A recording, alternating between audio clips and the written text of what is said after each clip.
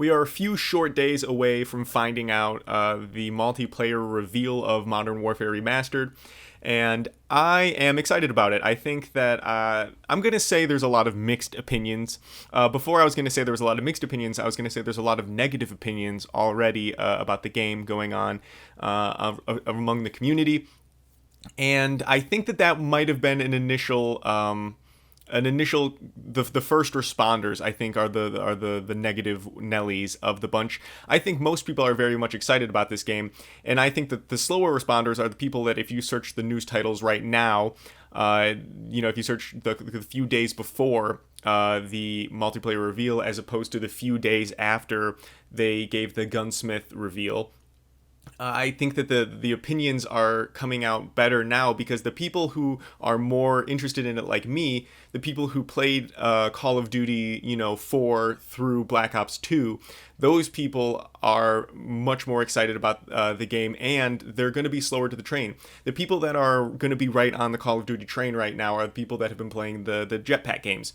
The people that have, the current demographic, I bet, is the same age as when I was playing it, so I imagine that the Call of Duty base didn't grow, it stayed the same, and those people that were, into it when I was playing Modern Warfare 2 are, have the same experience with the jetpack. They, Modern Warfare 2 was regarded as one of the worst Call of Duties, people say, just because they didn't support it, the weapon balance issues, and I think a lot of people also say that Ghosts or Advanced Warfare were bad games, but maybe if you're one of those jetpackers out in the world, that was a great game for you.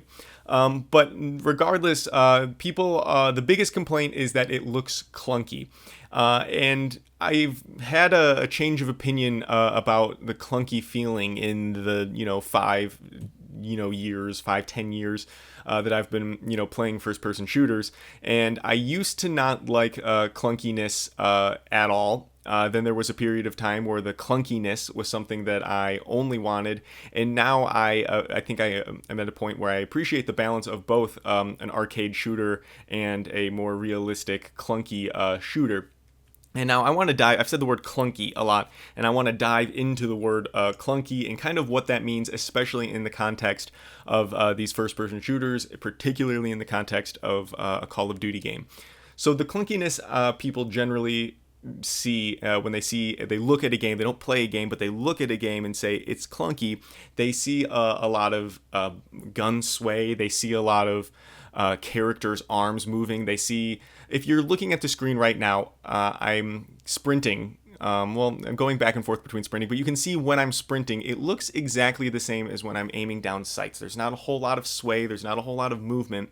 But if you think about it, if you were to run with, a 5-pound piece of metal in your hand, backpack on, and boots and in pants, and you were going to run around with this, you would be clunky. And this is where the people associate seeing a clunky game with realism. And realism and clunkiness do not go hand in hand.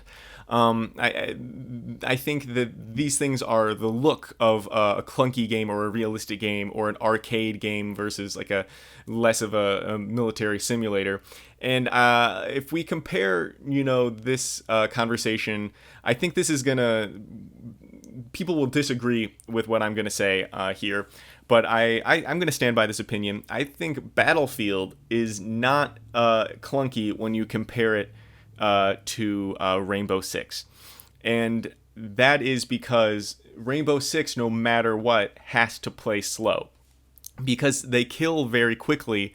You have to hold corners. Position is the most important thing in a game that kills that quickly. And it's a very clunky game. That's very realistic. They move very clunky. The guns doing lots of damage very quick. That's very realistic, because people make that argument all the time. How many bullets could you withstand from an AK-47? Do you think you would need 3 or 4 bullets to kill you? And most the answer is usually no. If we're talking about realism, right? If you were to shoot me once with even a much smaller gun, you'd really take the fight out of me.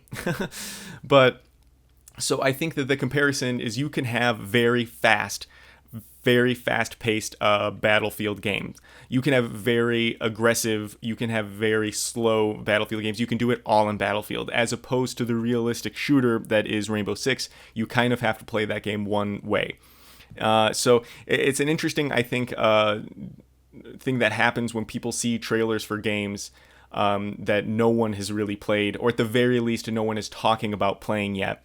And they're talking about it not being responsive and it being clunky, and these trying to like use these negative words to describe a game's feel that they haven't played yet. Yes, you can certainly describe the look, and this Modern Warfare, especially from what we've seen in the Gunsmith mode, is much more clunky. If we're gonna, by the terminology we've defined in this video, it's much more clunky than in previous games. But I think it still looks to be just as much of an arcade shooter as this game that I'm currently playing, which is Modern Warfare Remastered, Call of Duty Modern Warfare Remastered. And I think they're saying there's a long time to kill. They're saying a long time to kill, and then in this conversation they kept saying, a long time to kill. I'm hearing everyone saying it's a long time to kill, but then I hear also the comparison of it's a lot like Modern Warfare Remastered. So really, I think this is just the comparison between the new and the old parts of the community having different opinions. But I'm excited, definitely, for the reveal. I'm definitely excited to get my hands on the game to play it. One thing is for sure, I'm not going to be spending any money on microtransactions, and I would encourage anybody listening to this to also not spend money on microtransactions, especially if they're paying full price for the game. See you later.